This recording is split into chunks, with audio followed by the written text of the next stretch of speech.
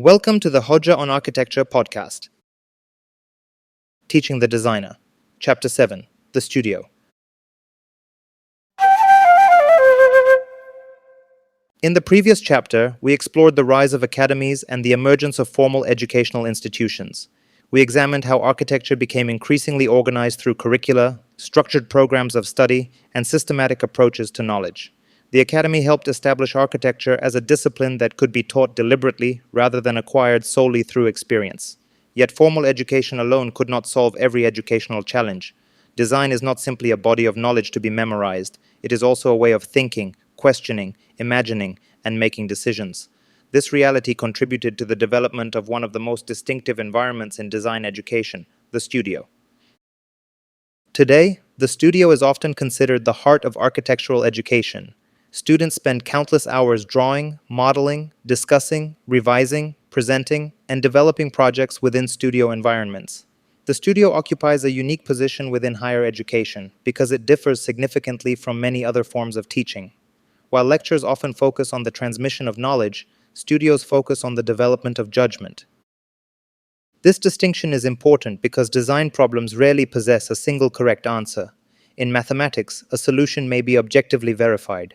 In architecture, however, multiple responses can often satisfy the same requirements while producing very different outcomes.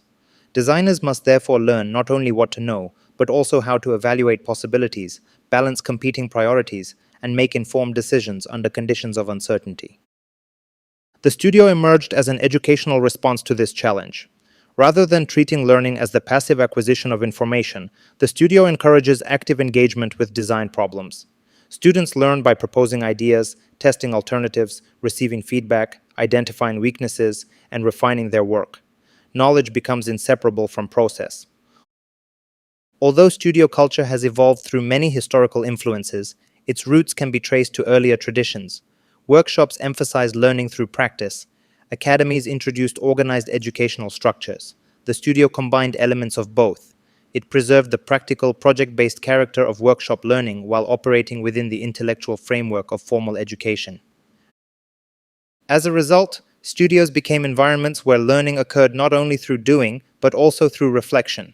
Students were expected not merely to produce designs, but to explain, justify, and evaluate them. Design increasingly became a conversation rather than a purely technical activity. One of the most distinctive features of studio education is critique.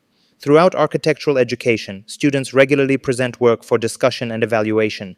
Drawings, models, diagrams, and proposals become subjects of collective examination. Teachers, peers, and external reviewers contribute observations, questions, and suggestions. This process can be challenging, but it serves an important educational purpose. Critique encourages students to externalize their thinking. Ideas that remain private cannot easily be examined or improved. Once proposals are shared, however, they become available for discussion. Assumptions can be questioned. Alternatives can be considered. Strengths and weaknesses become more visible. Learning emerges through dialogue. This process reflects a broader understanding of design as an iterative activity. Designers rarely arrive at successful solutions immediately. Projects develop through cycles of proposal, evaluation, revision, and refinement. The studio therefore teaches students to view uncertainty not as failure, but as a normal condition of creative work. At the same time, critique is not simply about identifying problems, it is also about developing judgment. Students gradually learn how to assess ideas, interpret feedback, and make decisions.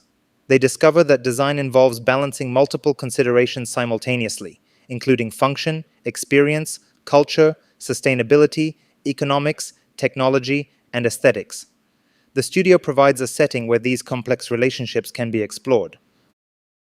Another important characteristic of studio culture is its emphasis on peer learning. Students do not learn exclusively from instructors. They also learn by observing one another's work, discussing different approaches, and encountering alternative perspectives. The studio functions as a learning community in which knowledge circulates through multiple directions rather than flowing exclusively from teacher to student. This collaborative dimension distinguishes design education from many educational models that focus primarily on individual achievement. While personal development remains important, studio environments often encourage collective exploration. Students encounter diverse ways of thinking and learn that design problems can be approached from multiple viewpoints. The studio also changed the role of the educator. In traditional lecture-based teaching, instructors often serve as the primary source of information. Studio educators frequently adopt a different role. Rather than providing definitive answers, they guide discussions, ask questions, challenge assumptions, and encourage critical reflection. Teaching becomes less about delivering solutions and more about supporting inquiry. This shift reflects a deeper educational philosophy. Design knowledge cannot simply be transferred from one person to another in the same way that factual information can. Students must develop their own understanding through engagement with problems. The studio therefore emphasizes learning as an active process of discovery. Over time, studio culture became one of the defining characteristics of architectural education throughout much of the world. Despite differences between institutions, many programs continue to organize learning around projects, reviews, presentations, and iterative development. Technologies have changed dramatically, yet the fundamental logic of education remains remarkably consistent. Digital modeling, virtual environments, computational tools, artificial intelligence, and online collaboration platforms have expanded the possibilities of studio practice. However, these innovations have not eliminated the need for discussion, reflection, critique, and judgment. If anything, the growing complexity of design problems has made these capacities even more important. At the same time, studio culture has not been without criticism. Questions have been raised concerning workload, assessment practices, power relationships, and educational well-being. Some educators have challenged traditions that encourage excessive working hours or place unnecessary pressure on students. Others have argued for more inclusive, collaborative, and supportive approaches to design education. These debates remind us that educational environments are never fixed. Studios continue to evolve in response to changing social expectations, technological developments, and educational values. The studio remains influential not because it has remained unchanged, but because it continues adapting to new conditions. Understanding the studio, therefore, changes how we understand design education. The history of teaching design is not simply a story of institutions and curricula. It is also a story of learning environments that shape how people think. The studio became significant because it recognized that design education requires more than the mere transmission of knowledge. It requires opportunities for experimentation, conversation, and critical reflection. From this perspective, the studio is one of the most distinctive educational inventions in architecture. It created a framework in which thinking and making could remain connected. It transformed learning into a process of exploration rather than memorization.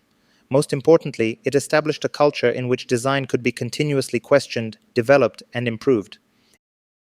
In the next chapter, we will examine one of the most influential educational movements in modern design history. We will explore the emergence of the Bauhaus and its lasting impact on how design is taught around the world. The discussion will shift from the studio as a learning environment to the broader educational philosophies that shaped 20th century design education. While the studio taught students how to think through design, the Bauhaus sought to redefine what design education itself could become.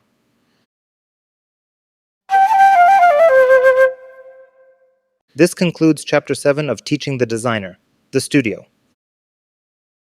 Thanks for listening. See you in the next episode.